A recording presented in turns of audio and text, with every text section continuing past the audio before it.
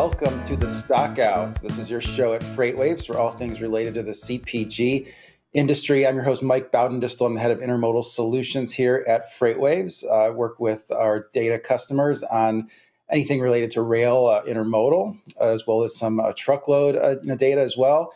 And also have an opportunity to join the media team like I'm doing with this show, where we talk about consumer packaged goods. And today on this show, we're going to dive into the topic of direct-to-consumer sales and subscription boxes. I think this will be an interesting show. I have Brian Gerber, who's the CEO and founder of Hemper and Hara Brands. That's a company that sells cannabis smoking accessories directly to consumers and through subscription boxes. This is really sort of the direct-to-consumer sales has really been an area that's gotten a lot of attention here recently. It really has been for the last several years. Sort of the best example is maybe Unilever's $1 billion acquisition of Dollar Shave Club 2016. Also Albertsons acquisition of Plated Meal Kit Company in 2017. And I'll talk a little bit about that. But before I do, just want to make sure everyone knows that for those not familiar with the Stockout, that we also have a newsletter that comes out every Wednesday. For anyone interested in CPG supply chains, easy to sign up for that. Just go to freightwaves.com/the Stockout. You can sign up for the other FreightWaves newsletters as well. We publish about 40 articles a day on the website, which is the largest media company that's focused on freight transportation and logistics. And then would also encourage people to join us at our conference on June 21st and 22nd in Cleveland at the Rock and Roll Hall of Fame. Some of the CPG companies that are going to be on stage talking about their issues are L'Oreal and Coca-Cola. There's also going to be a shipper-only roundtable where shippers talk about some of their strategies they've had with carriers and logistics companies. So something that'll be great to join if you can make it on June 21st and 22nd in Cleveland. I'm going to just give one sort of news story before we get into today's guest, which is the FTC has proposed changes to the what's called a negative option rule. I wanted to cover this one because I think it's just really topical given today's guest, and sort of there it is from the FTC website. So what they're doing is they're proposing a rule to make it easier for companies to click cancel. And so they have this what's called a negative option rule, 1973 rule that the FTC has on the books, which essentially a negative option, it gives the companies permission to charge customers for additional services by way of consumers not saying that they don't want the service if they've already signed up for something. So it's a 50-year-old rule on the books. Probably should have been updated 30 years ago. But what the proposed rule from the FTC suggests is making it easier for consumers to cancel. Let's say a one button click to cancel, have to be able to cancel on the same website that you signed up for. So if it's a web page, you have to be able to cancel on that very same page.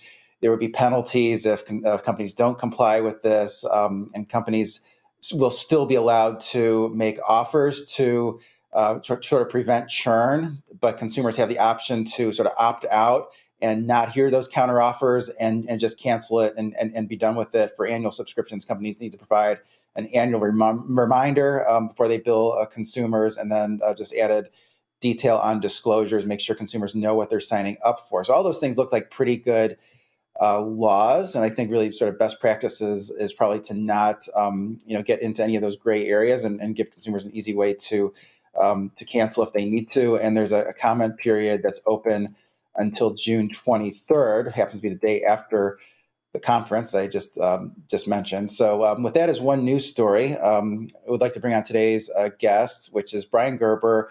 He's a co-founder and CEO of Hemper and Hara Brands. Is a company that sells all manner of cannabis smoking accessories. They do both B2B and B2C, offers a flagship direct-to-consumer subscription boxes on Hemper.com.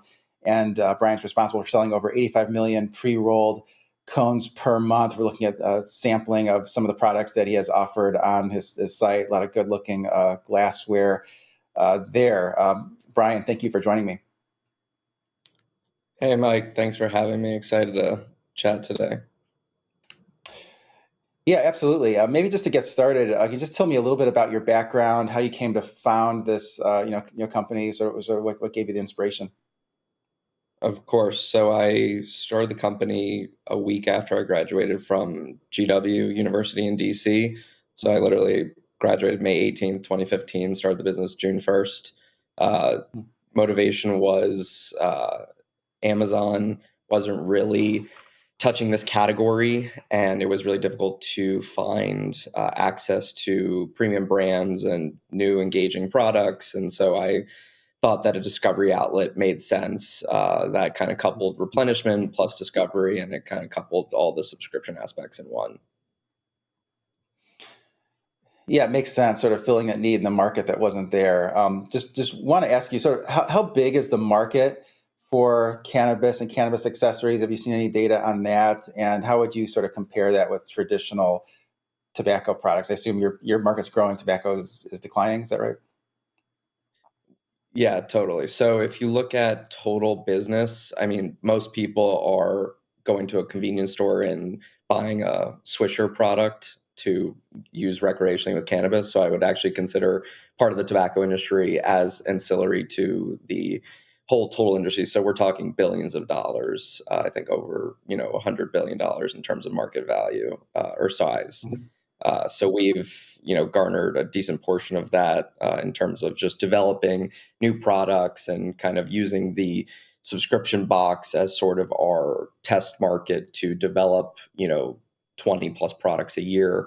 And then once they're kind of proven with our direct to consumer model, then we go to our retail and distribution partners and get them onto the shelf in stores. Yeah, it's interesting how there's synergies there between the sort of subscription based model and the sort of retail model, or if you want to buy something a la carte. I wanted to ask you just with sort of the consumer market that they're in. I mean, inflation's taken a dent out of everyone's purchasing power the last couple of years.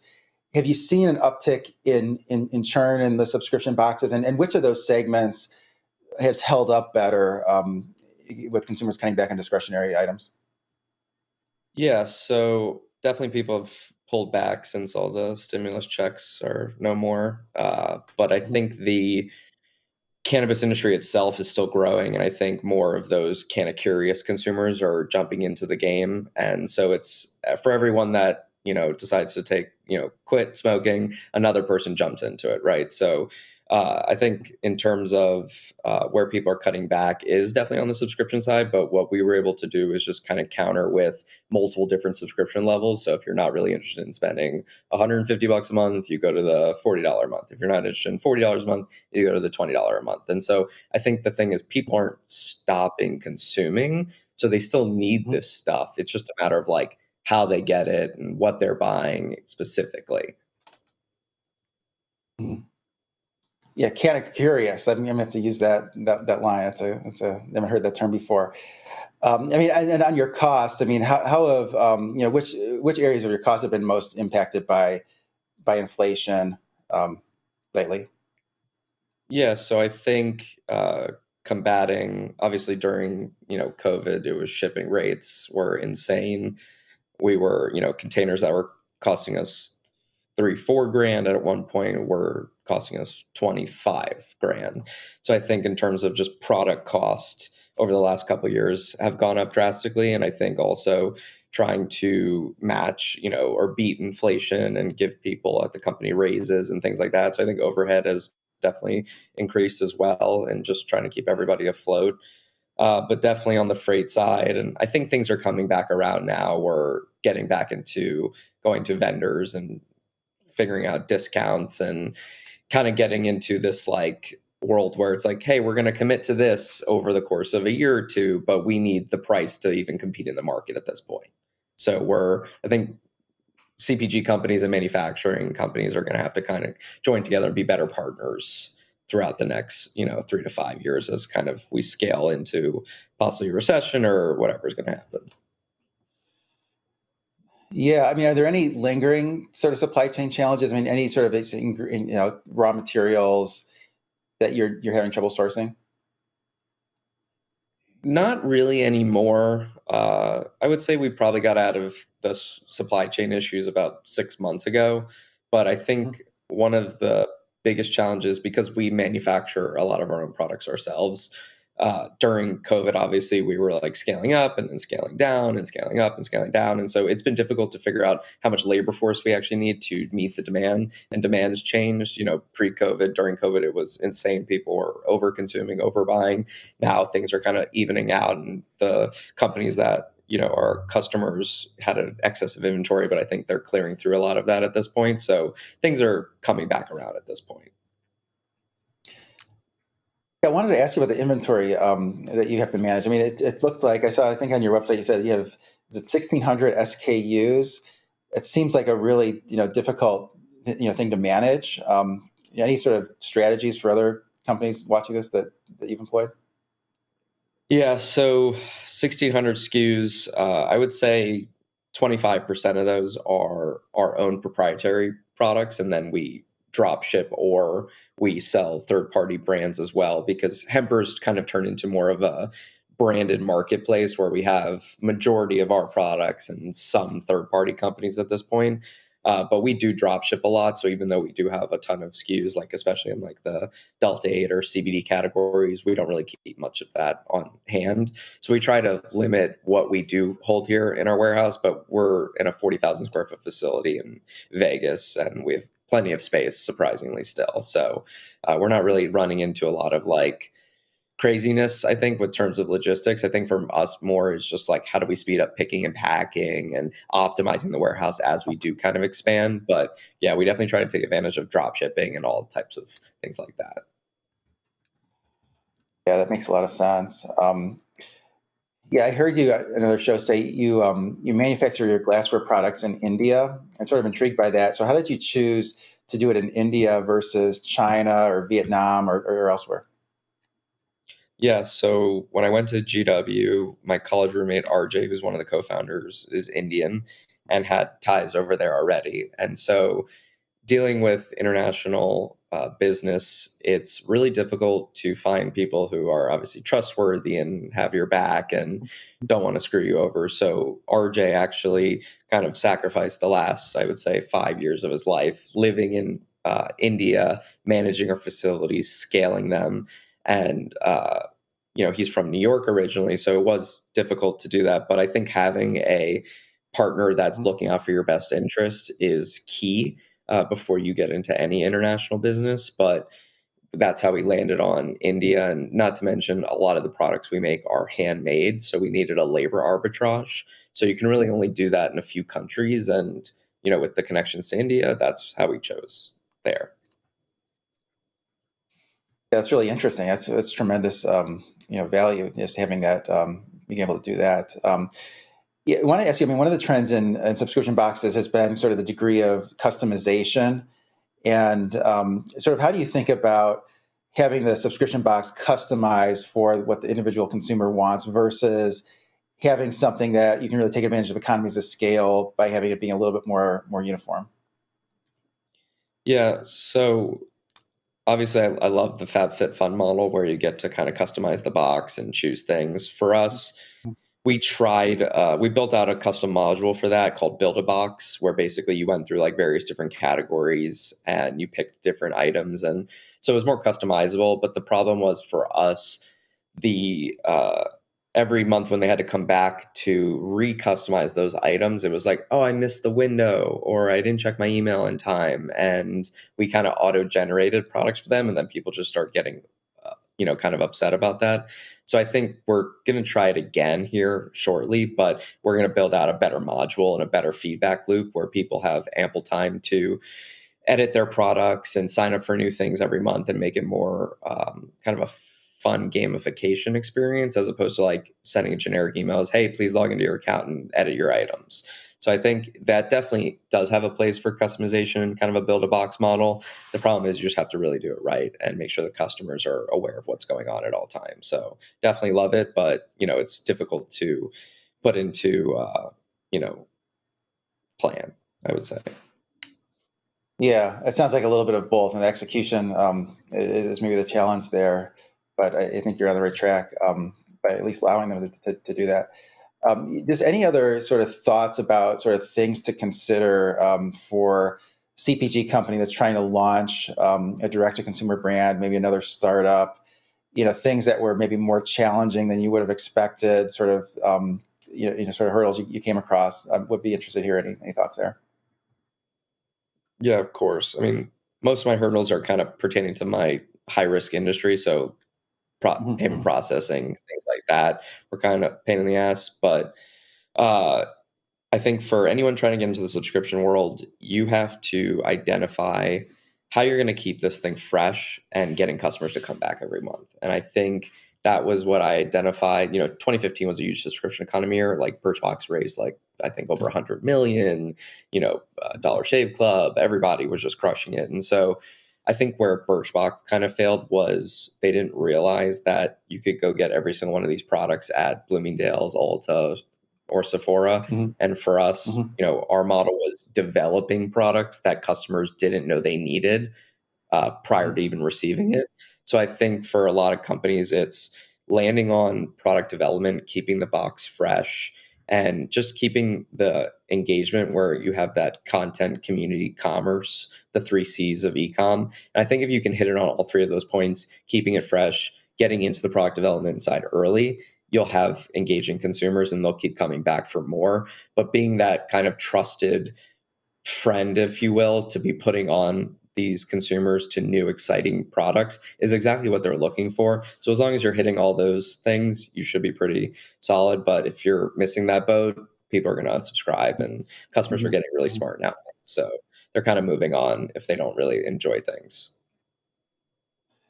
Yeah, I mean, it definitely has to be something that consumers want to come back for, and it helps they can't, get all the products someplace else. Sort of keeps them engaged.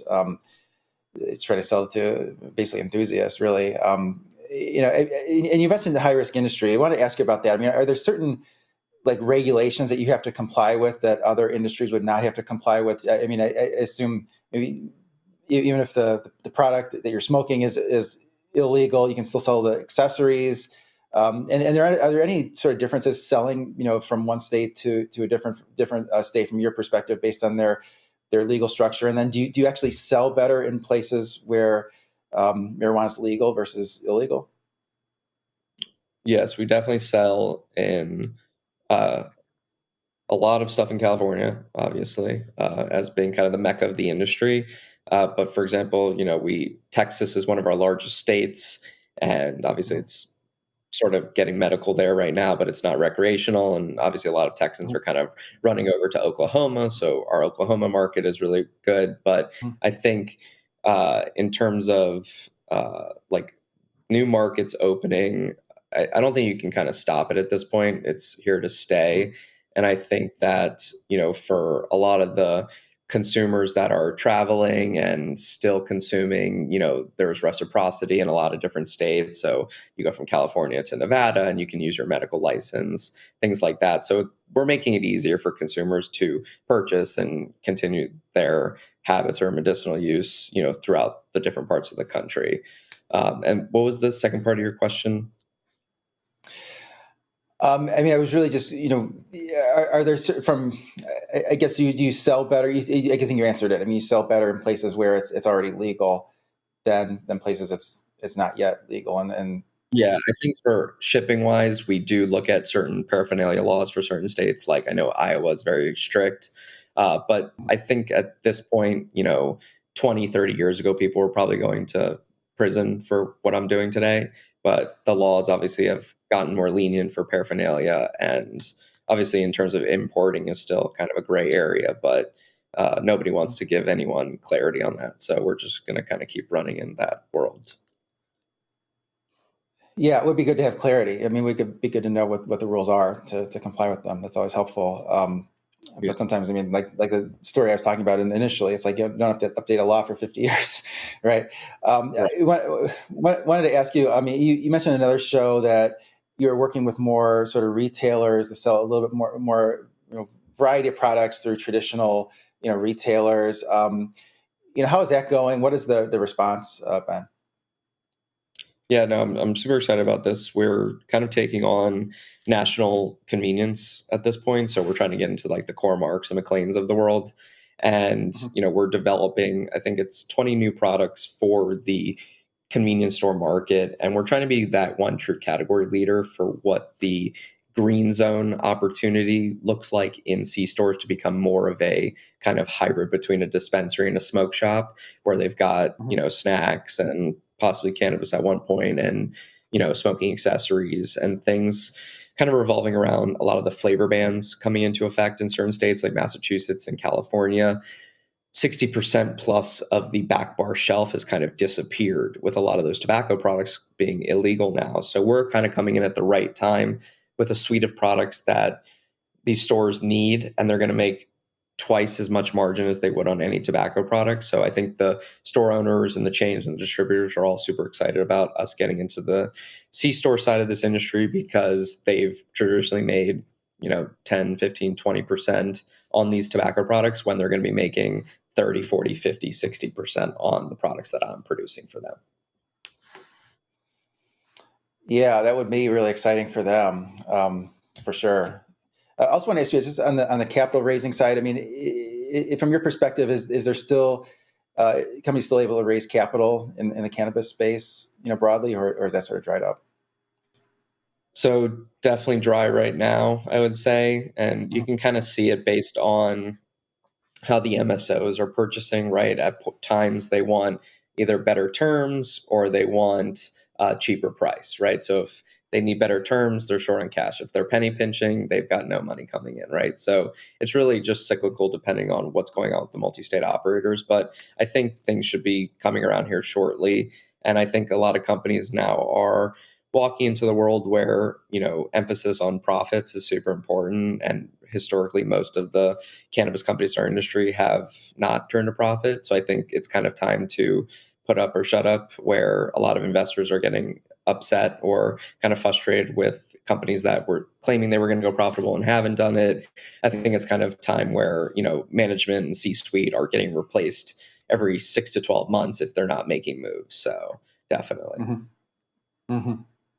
Yeah, high stress situation for sure. Yeah, I wanted to ask you. I mean, your sort of nickname here, the king of cones, sort of. You got to be so big in selling the pre-rolled cones. How did that come about, and sort of what was your competitive advantage there to be able to sell so many? Yeah, so in 2018, we got this super interesting opportunity where there was this massive pre-roll cone shortage in the market, and because most cones are handmade in the world, it's really difficult and time consuming to scale, and you need a labor arbitrage, right? So for us, we basically had one customer who was like, hey, if you can make as many cones, we'll buy as many cones as you can make. And so RJ went over to India midway through 2018, set up our first facility. Took us probably about 6 months to perfect the cone. And then we went out to the market ourselves and started selling. And we produced for a lot of the big tobacco companies in the industry. And we also produced for a lot of the big cannabis companies as well. But in terms of how we scaled, we really wanted to do it right. And there's been a lot of negative connotations with India and pre-rolled cones in prior years, because people sort of set up these like sweatshops with dirt floors, and it's really not properly put up. And so, they might deliver your first order properly, but the consecutive orders are all a nightmare. So for us, we wanted to be the most certified facility in the world. So we're GMP certified, we're ISO certified, HACCP certified, halal, gluten-free, vegan, you name it, we've gotten it at this point. And so we wanted to produce cones in clean rooms. And if you come to our facility, it's spotless. It looks like a medical office. So that's what really set us apart, and our ability to scale, right? RJ hit it out of the park, being able to scale from, 5 million cones to over 100 million cones a month. And the market's not slowing down anytime soon. The pre-roll category is one of the fastest growing categories in cannabis. And especially with new, the connoisseur infused market coming out, and obviously new states opening up, pre-rolls are just scaling because it's the most convenient way to consume. And as more of, as I mentioned, those canna curious customers come into the market, they're looking for convenience. Pre-rolls are your new 14 or 12 pack or 30 pack of beer, right? That's what people are looking for. It's a multi-pack with a micro consumption behind it, a 0.25 or a 0.35 gram joint, and they have a pack of 10, 12, 14 plus of them, and they can just kind of, go home, consume. They can consume during the day, and they're not totally out of whack. And, it's kind of the new 6-pack or 12-pack now. That's very interesting. Yeah, it's really, really interesting. Yeah, I mean, just sort of the whole sort of convenience angle, I think, is huge for all these direct-to-consumer companies, subscription box type companies, really retailing consumer goods in general. It's very, very interesting. I've really enjoyed learning about this. We are about out of time. How can folks learn more about Hemper, Hara Brands, reach out to you? Yeah, no, at brian@harasupply.com, if anyone's interested in reaching out. Great. Well, if anyone needs anything from me, it's mbowdendistel@freightwaves.com, and hope everyone has a great day.